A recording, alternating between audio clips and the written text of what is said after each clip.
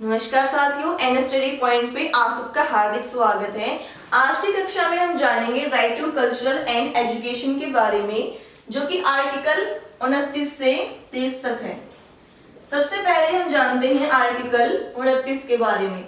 इसमें अल्पसंख्यक वर्गों के हितों की संरक्षण की बात की गई है। ठीक है, आर्टिकल 29(1) में क्या कहा गया है कि भारत का कोई भी नागरिक भाषा, लिपि और संस्कृति, अपनी संस्कृति को क्या रख सकता है, सुरक्षित कर सकता है। ठीक है, उसको बनाए रख सकता है। इसका मतलब क्या है, आप इस एग्जाम्पल से समझ सकते हैं। जैसे आपने फिल्मों में देखा होगा कि जो फिल्मों में शादियां करवाई जाती है वो उत्तर भारत में उनकी रिवाज अलग होती है। ठीक है, 7 फेरे होते हैं, 7 वचन होते हैं। जो दक्षिण भारत में उनकी ड्रेसिंग सेंस भी अलग होती है शादियों में, और उनकी जो रिवाज होती है शादी करवाने की वो भी अलग होती है। तो इसका मतलब क्या है कि वो अपनी संस्कृति को बनाए रख रहे हैं। ठीक है, संरक्षित कर सकते हैं उसको कि आप हमारे ऊपर अपनी संस्कृति थोप नहीं सकते, आप हमारे ऊपर अपनी भाषा नहीं थोप सकते, लिपि भी नहीं थोप सकते। ठीक है, अब आपने देखा होगा कि जब भारत का विभाजन हुआ था तो विभाजन के बाद भारत में क्या था, राज्य पुनर्गठन अधिनियम आया था। ठीक है, वो किस आधार पर आया था, वो भाषा के आधार पर आया था, क्योंकि उस टाइम पे भारत का विभाजन अच्छी तरह नहीं किया गया था। तो इसलिए राज्य पुनर्गठन अधिनियम लाया गया, भाषा के आधार पर राज्यों का गठन करने के लिए। ठीक है, तो ये विवाद जो था धर्म, भाषा, जाति सभी के आधार पर था। ठीक है, हम किसी एक फैक्टर को इसका जिम्मेदार नहीं मान सकते कि सिर्फ धर्म के आधार पर आंदोलन होते थे। नहीं, वहां पर भाषा के आधार पर भी आंदोलन होते थे। जैसे आप देख सकते हैं कि जो दक्षिण भारत है, जैसे मेनली तमिलनाडु में क्या होता है, वहां पर दक्षिण भारत में हिंदी भाषा को पसंद नहीं किया जाता। तो वे क्या सोचते हैं कि जो उत्तर भारत के लोग हैं वो दक्षिण भारत के लोगों पर हिंदी को थोप रहे हैं। ठीक है, उनके माइंड में ये सेट हो चुका है कि वो हमारे ऊपर हिंदी भाषा को थोप रहे हैं, ये हमारे अधिकारों का उल्लंघन है।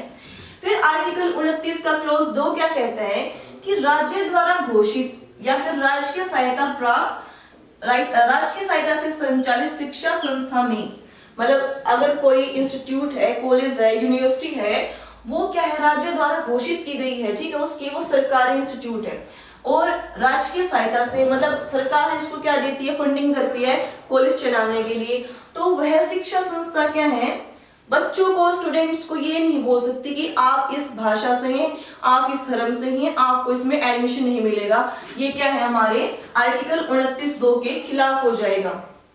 ठीक है, फिर आगे क्या है, भाषा, जाति, धर्म, लिंग आदि के आधार पर उसको वंचित नहीं किया जा सकता और हम सीधे कहां पर जा सकते हैं, फिर अगर वंचित किया जाएगा तो सुप्रीम कोर्ट में जा सकती है। आर्टिकल 29 हो चुका है। अब आते हैं हम आर्टिकल 30 के ऊपर। आर्टिकल 30 में क्या कहा गया है कि शिक्षण संस्थाओं की स्थापना के बारे में जानकारी दी गई है। 30 का क्लॉज 1 कहता है कि भारत का कोई भी नागरिक जो अल्पसंख्यक है, धर्म, भाषा के आधार पर अल्पसंख्यक अपनी रुचि के हिसाब से क्या कर सकते हैं, शिक्षा और संस्था बना सकते हैं, शिक्षा संस्था बना सकते हैं। इस बात का मतलब क्या है कि पहले हमने ऊपर पढ़ा था कि कोई भी व्यक्ति क्या है, धार्मिक शिक्षा प्रदान नहीं कर सकता, लेकिन अल्पसंख्यकों को यह अधिकार दिया गया है कि अल्पसंख्यक अपनी रुचि के अनुसार क्या कर सकते हैं, भाषा और धर्म के आधार पर क्या बना सकते हैं, शिक्षा संस्था बना सकते हैं। ठीक है, अब आपके मन में एक सवाल पैदा होगा कि मैम आपने ऊपर बताया कि जिस संस्था में सरकार फंडिंग करना शुरू कर देती है वहां पर भेदभाव नहीं किया जा सकता, भाषा, जाति, धर्म, लिंग, XYZ कुछ भी, उसके आधार पर भेदभाव नहीं किया जा सकता। ठीक है, लेकिन यहाँ पर तो ऐसा लग रहा है कि इन पर सिर्फ जो धर्म, मतलब मान लीजिए यहाँ पर हिंदू धर्म है, भाषा यहाँ पर हिंदी है या फिर संस्कृत है, तो क्या सिर्फ उसी धर्म के या फिर उसी भाषा के लोग इसमें एडमिशन ले सकते हैं? तो इसमें क्या है, वही बच्चे एडमिशन ले सकते हैं। लेकिन अगर आपके मन में आ जाए, या मान लीजिए आप मुस्लिम हैं या फिर किसी और धर्म के हैं, ठीक है, क्रिश्चियन हैं, आपके मन में, मतलब एक एग्जांपल लेते हैं कि वैदिक धर्म की शिक्षा देनी है इस संस्था को। ठीक है, हिंदुओं को सनातन धर्म की शिक्षा देनी है, लेकिन कोई मुस्लिम आकर बोलता है, क्रिश्चियन आकर बोलता है कि हमें भी वैदिक धर्म के बारे में जानकारी लेनी है, हमें भी क्या है, सनातन धर्म पढ़ना है। तो क्या वो शिक्षा संस्था उसको मना कर सकती है कि नहीं, ये तो सिर्फ हिंदू धर्म वाले पढ़ सकते हैं, या फिर जो संस्कृत भाषा समझ सकते हैं वही पढ़ सकते हैं? नहीं कर सकती। सरकार इसमें फंडिंग नहीं करती, ठीक है, सरकार से फंडिंग नहीं करती, लेकिन अगर ये संस्था चाहे तो वो मैनेजमेंट कर सकती है कि हम मुस्लिम को भी वैदिक धर्म पढ़ाएंगे, सनातन धर्म पढ़ाएंगे, सब सारे धर्म पढ़ाएंगे, कि सारी सब प्रकार की शिक्षा प्रदान करेंगे। वो शिक्षा संस्था ही अपना मैनेजमेंट करेगी, उसमें सरकार का कोई रोल नहीं होगा, ठीक है।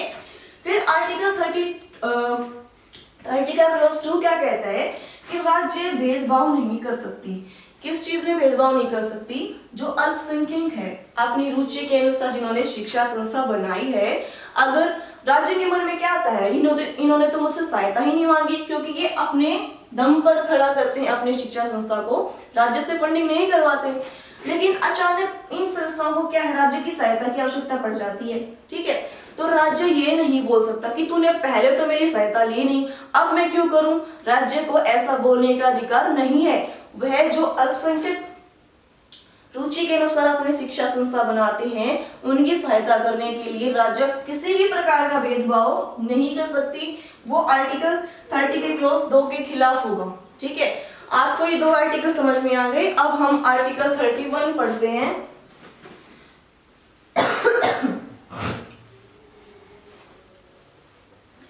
आर्टिकल 31 आपको पता होगा, पहले फंडामेंटल राइट था, अब ये क्या बन चुका है, हमारा कानूनी अधिकार बन चुका है। आर्टिकल 31 इसमें क्या है, ये किस चीज का अधिकार था, हमारा संपत्ति का, राइट टू प्रॉपर्टी, संपत्ति का अधिकार। ये पहले क्या था, हमारा फंडामेंटल राइट था 5वां, ठीक है। जैसे हमने स्वतंत्रता का अधिकार पढ़ा, समानता का अधिकार पढ़ा, वैसे भी ये एक फंडामेंटल राइट था 5वां, ठीक है। लेकिन अब इसको क्या बना दिया गया है, कानूनी अधिकार बना दिया गया। आर्टिकल 300A में डालकर क्या बना दिया, इसको कानूनी अधिकार बना दिया गया है। अब ये फंडामेंटल राइट नहीं रहा। अब ये कब डाला गया, इसमें 44वां संवैधानिक संशोधन हुआ था 1978 में, इसको फंडामेंटल राइट से कानूनी अधिकार में डाल दिया गया है। मतलब इस बात का क्या है कि अब हम अगर इस चीज का कोई उल्लंघन करता है तो सीधे सुप्रीम कोर्ट में नहीं जा सकते।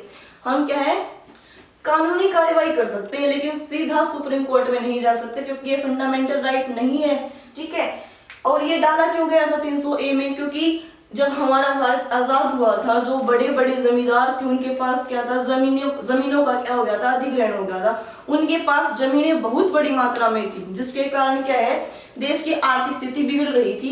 इसलिए क्या है, 44वें संवैधानिक संशोधन के द्वारा इसको कानूनी अधिकार बना दिया गया और फंडामेंटल राइट से इसको क्या कर दिया, बाहर निकाल दिया गया, ठीक है। आज की कक्षा में हमने जाना right to culture and education के बारे में और आर्टिकल 31 के बारे में। आशा करती हूँ कि आपको ये वीडियो पसंद आएगी। अगर पसंद आए तो लाइक, शेयर, कमेंट और सब्सक्राइब करना नहीं भूलें। धन्यवाद साथियों।